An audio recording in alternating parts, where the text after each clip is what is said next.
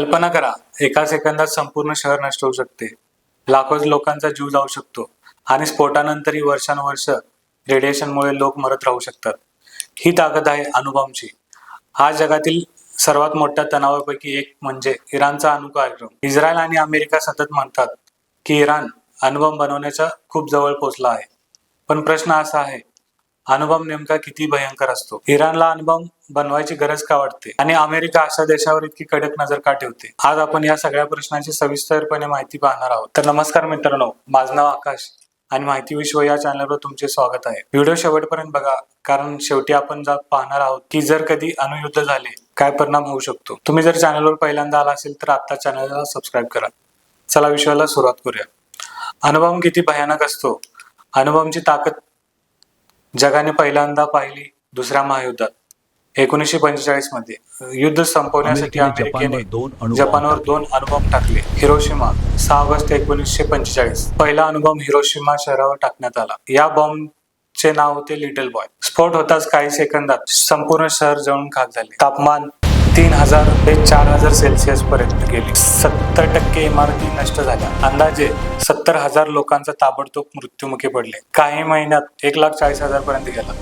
कारण रेडिएशनमुळे लोकांना कॅन्सर आणि इतर आजार झाले. Nagasaki 9 August 1945.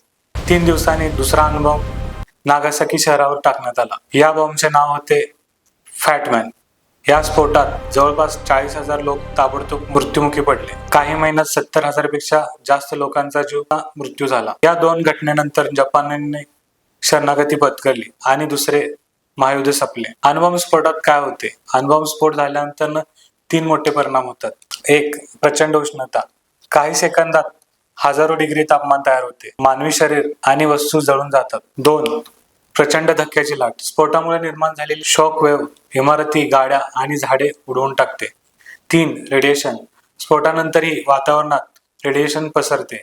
यामुळे कॅन्सर, जन्मदोष असे गंभीर आजार अनेक वर्ष चालू राहतात. आजचे अणुबॉम्ब किती शक्तिशाली आहेत? 1945 मधील अणुबॉम्ब ताकद होती सुमारे 15 किलो टन. पण आज काही अणुबॉम्बची ताकद 1000 किलो टन पेक्षा जास्त असू शकते. उदाहरणार्थ 1961 मध्ये सोव्हिएत युनियनने तसार बॉम्ब नावाचा बॉम्ब टेस्ट केला. तो आतापर्यंत सर्वात शक्तिशाली अणुबॉम्ब होता. त्याची ताकद 50 मेगाटन म्हणजे हिरोशिमा बॉम्ब पेक्षा 3000 पट जास्त शक्तिशाली. इराण अणुबॉम्ब बनवू पाहतोय का? इराण नेहमी सांगतो की त्याचा अणुकार्यक्रम शांततापूर्ण उद्देशासाठी आहे. उदाहरणार्थ वीज निर्मिती, वैज्ञानिक संशोधन, वैद्यकीय प्रयोग. पण अनेक देशांना धोका आहे, कारण युरेनियम एनरिचमेंट. अणुबॉम्ब बनवण्यासाठी हायली एनरिचमेंट युरेनियम लागते. सामान्य अणुऊर्जा प्रकल्पासाठी एनरिचमेंट सुमारे 3 ते 5% असते. पण अणुबॉम्बसाठी 90% पेक्षा एनरिचमेंट जास्त लागते. IAEA च्या रिपोर्टनुसार इराणने एनरिचमेंट 60% पर्यंत वाढवले आहे. म्हणून अनेक देश चिंतेत आहेत. 2. गुप्त अणुसुविधा. इराणमध्ये काही अणुसुविधा आहेत. नाटांज, फोर्डो. काही वेळा या ठिकाणी गुप्त काम सुरू असल्याचा आरोप करण्यात आला आहे. इराणला अणुबॉम्ब का हवा? यामागे अनेक राजकीय आणि सुरक्षा कारणे आहेत. 1. सुरक्षा. इराणच्या आसपास अनेक शत्रू देश आहेत. उदाहरणार्थ इस्रायल, अमेरिका, सौदी अरेबिया. इस्रायलला वाटते की अणुबॉम्ब असेल तर कोणीही सहज हल्ला करणार नाही. याला न्यूक्लिअर डिटरन्स म्हणतात. 2. जागतिक ताकद. अणुशक्ती असलेले देश जगात अधिक शक्तिशाली मानले जातात. उदाहरणार्थ अमेरिका, रशिया, चीन, भारत, पाकिस्तान, उत्तर कोरिया. इराणलाही मध्य पूर्वेत मोठी ताकद बनायची आहे. 3. इस्रायलशी संघर्ष. इराण आणि इस्रायल हे दीर्घकाळापासून शत्रू आहेत. इस्रायलकडे अणुशस्त्रे असल्याचा संशय आहे. म्हणून इराणला वाटते की संतुलन राखण्यासाठी त्यांच्याकडे अणुशक्ती असावी. इराणने अणुबॉम्ब बनवला तर? अमेरिका आणि पाश्चिमात्य देशांना भीती आहे की इराणने जर अणुबॉम्ब बनवला तर मिडल ईस्ट मध्ये न्यूक्लिअर आर्म्स रेस, मध्य पूर्वेत अणुशस्त्राची स्पर्धा सुरू होऊ शकते. सौदी अरेबिया आणि इतर देशही अणुबॉम्ब बनवू शकतात. दहशतवादी धोका.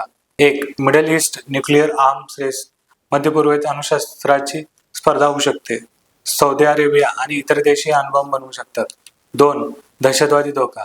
जर अणु तंत्रज्ञान चुकीच्या हातात गेले तर जगासाठी मोठा धोका निर्माण होऊ शकतो. 3. इस्रायलची सुरक्षा. इस्रायल हा अमेरिकेचा सर्वात मोठा मित्र मानला जातो, म्हणून अमेरिका इस्रायलच्या सुरक्षेला खूप महत्त्व देते. यावरती जग काय करत आहे? 2015 मध्ये इराण न्यूक्लिअर डील JCPOA झाला. या करारात सहभागी देश होते America, Britain, France, Germany, Russia, चीन. या करारानुसार इराणने अणु कार्यक्रम मर्यादित ठेवायचा, आंतरराष्ट्रीय निरीक्षणे स्वीकारायची, त्या बदल्यात आर्थिक निर्बंध कमी करायचे. पण 2018 मध्ये अमेरिका या करारातून बाहेर पडली, त्यामुळे पुन्हा तणाव वाढला. जर अणुयुद्ध झाले तर काय होईल? शास्त्रज्ञांच्या मते जर मोठ्या प्रमाणात अणुयुद्ध झाले, लाखो लोक काही मिनिटात मरू शकतात. पृथ्वीच्या वातावरणात धूर पसरू शकतो, सूर्यप्रकाश कमी होऊ शकतो, त्यामुळे न्यूक्लिअर विंटर स्थिती निर्माण होऊ शकते. याचा परिणाम शेती नष्ट होऊ शकते, अन्न टंचाई निर्माण होऊ शकते, जागतिक अर्थव्यवस्था कोलमडू शकते. म्हणूनच आज जगातील सर्वात मोठी चिंता म्हणजे अणुशस्त्राचा प्रसार थांबवणे.